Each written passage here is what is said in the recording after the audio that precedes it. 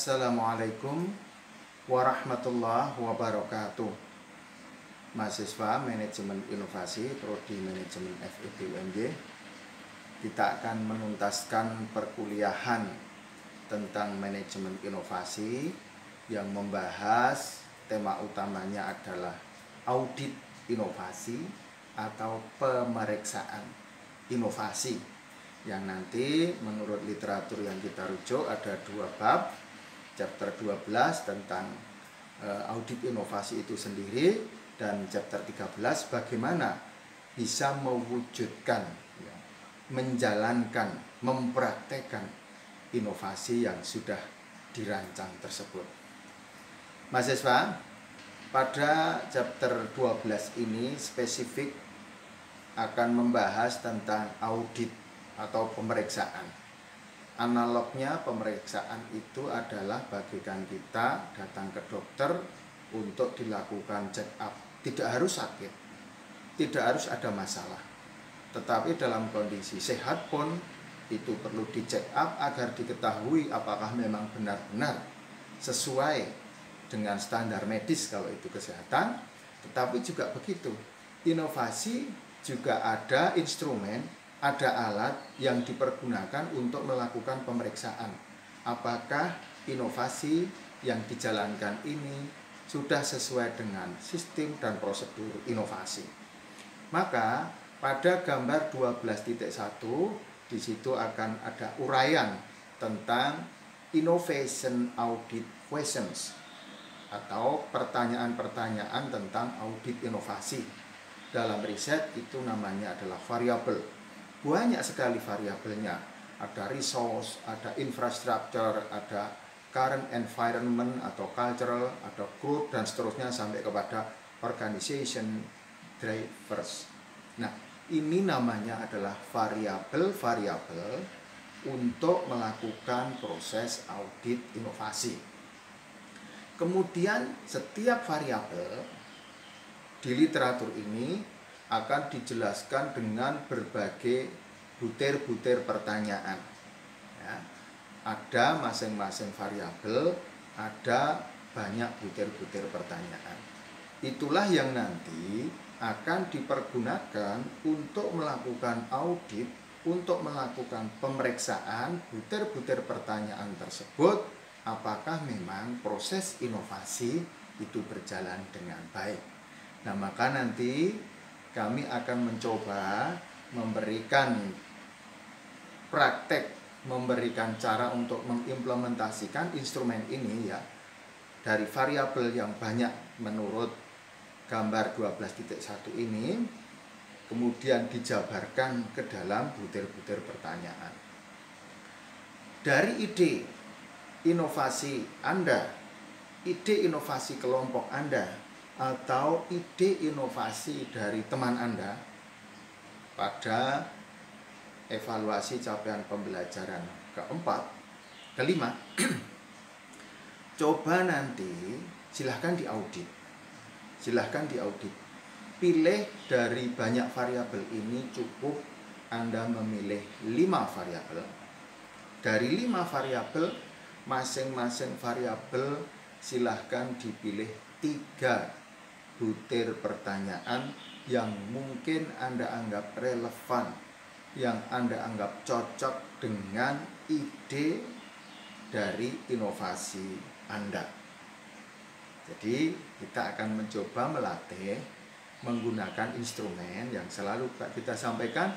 Ini juga persis ketika nanti Anda membuat tugas akhir atau skripsi, tidak perlu membuat instrumen sendiri, tinggal mencari dari ahlinya butir-butir itu, butir-butir pertanyaan, variabel-variabel yang memang sudah dirumuskan ahlinya untuk melakukan riset. Ini juga begitu, ini khusus untuk melakukan riset tentang inovasi. Itu chapter 12. Sedangkan pada chapter 13 kita akan berupaya untuk bagaimana bisa mewujudkan, ya, bagaimana bisa mewujudkan inovasi yang Anda gagas. Nah, ini nanti akan memperdalam, menguatkan visi prodi manajemen dan visi Anda mestinya, cita-cita Anda. Maka sekarang akan diselaraskan Boleh produk-produk berteknologi tinggi, tapi ambil berdasarkan kompetensi keahlian Anda. Contoh, kebetulan kalau Anda akan mencermati tentang inovasi otomotif berbahan dasar powernya itu adalah mobil listrik, jangan menganalisis secara teknologi mobilnya, tetapi aspek-aspek manajemennya, aspek-aspek marketingnya, aspek-aspek SDM-nya, itu yang mestinya Anda analisis, yang mestinya Anda dalami, yang mestinya Anda gambarkan. Atau Anda ingin sudah mulai mempersiapkan bagaimana nanti ide inovasi ini akan betul-betul memang bisa kami jadikan sebagai rujukan untuk berprestasi ketika menjadi mahasiswa di Prodi Manajemen Universitas Muhammadiyah Yogyakarta. Nah, maka akan kita lihat 4 input untuk mempraktekkan menjalankan inovasi. Pertama adalah kultur, budaya, perilaku. Yang kemarin pada EJP 5 kami sudah meminta Anda untuk memotret diri Anda. Apakah memang Anda punya value, punya culture untuk berinovasi? Atau kalau belum, apakah memang ada kemauan untuk menjadi inovator? Kemudian lihat juga infrastrukturnya. Nah, nanti di slide berikutnya Anda akan mengetahui apa perbedaan antara resources, sumber daya, dan infrastruktur, prasarana, termasuk prosesnya. Nah, dalam proses ini makanya kalau yang akan Anda inovasi adalah produk-produk, barang-barang yang memang Anda tidak punya kompetensinya, mungkin di proses Anda tidak akan mendalami secara baik. Tapi coba secara manajemen mengkaitkan input 4 hal ini agar bisa terwujud ide inovasi yang akan Anda jalankan. Di sini Anda akan bisa membedakan antara sumber daya, resource, dan infrastruktur, prasarana.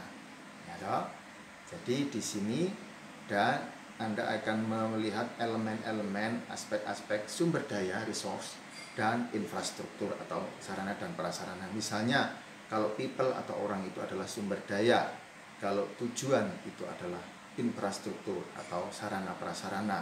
Visi organisasi, kemarin Anda juga telah merumuskan visi, sasaran, strategi, struktur, atribut, menerima ketidakpastian resiko, dukungan inovasi, dan sebagainya. Sementara di bagian sumber daya, ya, bagian sumber daya ada orang, ada keahlian, sampai kepada aspek-aspek keuangan. Ini yang menjadi dasar pertimbangan kalau memang Anda ingin dari ide inovasi itu akan Anda praktekkan, Anda jalankan, Anda lakukan untuk materi-materi kuliah berikutnya.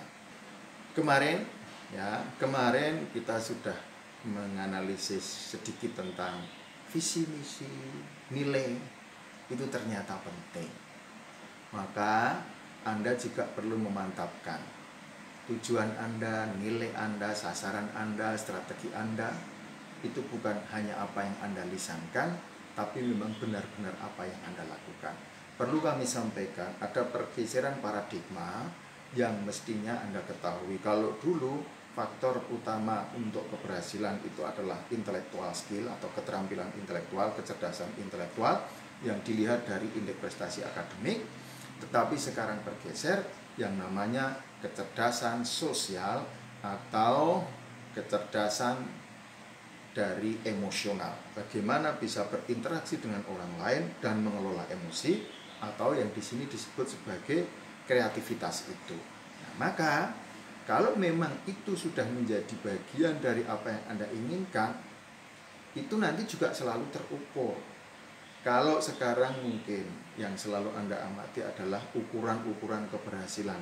Nanti Anda lulus dari prodi manajemen itu adalah indeks prestasi akademik, itu hanya berkontribusi terhadap keberhasilan adalah 20%. Bagaimana yang lainnya yang justru lebih banyak, yaitu kecerdasan sosial, kerjasama dengan teman-teman, dan juga kecerdasan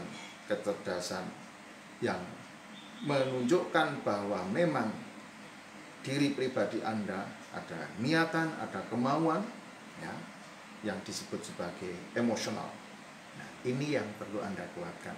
Apa misalnya Anda sudah menargetkan, saya nanti akan harus bisa lolos PIMNAS, PKM. Walaupun tidak perlu menyebutkan bahwa memang Anda seorang yang kreatif inovatif, kalau lolos PKM itu sudah otomatis dinilai oleh orang lain sebagai orang-orang yang punya virus tentang kreativitas dan inovasi. Sebaliknya, walaupun mengatakan saya itu orangnya kreatif inovatif, tapi tidak bisa membuktikan, menunjukkan dokumen-dokumen tentang prestasi atau aktivitas yang dilakukan, itu berarti juga belum bisa dikatakan sebagai orang yang memang berkeinginan untuk menjadi seorang kreator dan inovator. Jadi, sarankan pada aspek ini agar memang benar-benar bisa diwujudkan, silahkan nanti didiskusikan dengan teman-teman, kira-kira bagaimana nanti ide-ide kreativitas Anda untuk bisa diimplementasikan dalam produk inovatif yang ada pada saat Anda proses pembelajaran ini, yang kebetulan juga akan didanai oleh Kementerian Pendidikan dan Kebudayaan Republik Indonesia melalui program yang namanya PKM, PIMNAS, dan juga mungkin hibah-hibah internal yang lain. Itu real, nyata, konkret. Walaupun semester 1, walaupun masih awal, tapi Anda sudah mulai ingin tahu apa itu PKM, apa itu PIMNAS, itu akan jauh lebih baik. Jangan sampai hanya ukuran indeks prestasi akademik menjadi salah satu ukuran keberhasilan atau satu-satunya keberhasilan, tapi lumayan IPK. Lebih kacau lagi kalau visinya tidak jelas.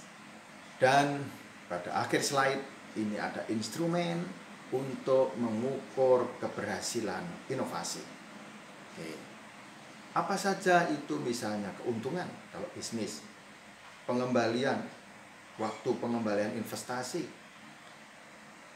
pasar yang berkembang, sampai ke luar negeri, dan seterusnya dan seterusnya. Ini juga bisa menjadi instrumen kalau memang nanti dalam real prakteknya, tapi dalam soal kita tidak perlu sampaikan untuk evaluasi capaian pembelajaran yang ke-6, tapi ini juga sudah ada bagaimana mengukur keberhasilan inovasi.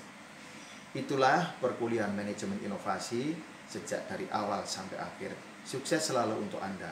Atas segala kekurangan dan kesalahan dari Pak Gita dalam mendampingi Anda, kuliah mata pelajaran manajemen inovasi mohon dimaafkan. Assalamualaikum warahmatullahi wabarakatuh.